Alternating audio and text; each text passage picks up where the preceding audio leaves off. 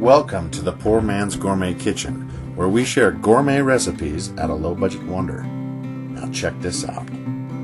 First thing you're going to need is a Margarita Glass. And instead of using a lime wedge to salt the rim, I like to dip my glass in honey.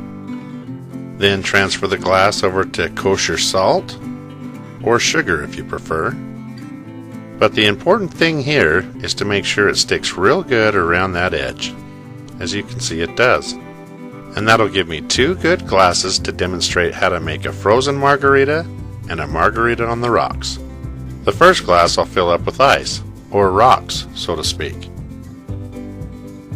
Then I like to add triple sec, and of course, tequila. Then I'm going to do the same thing to the empty glass. Now to make a frozen margarita, we're going to need to blend some ice. And it's just a 1-to-1 ratio with a margarita mixer.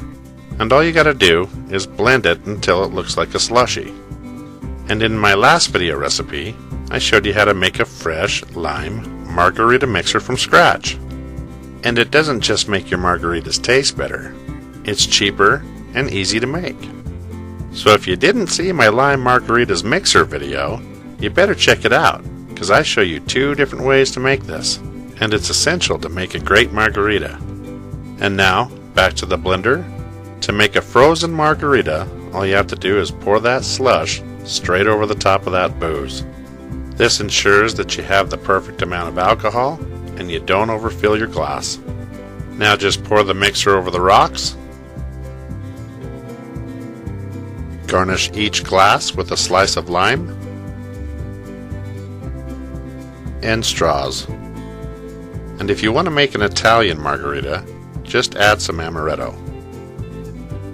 And there you have it, lime margarita, right here in the Poor Man's Gourmet Kitchen. Thank you for watching, and be sure to stop by PoorMansGourmetKitchen.com for more recipes and exact ingredients.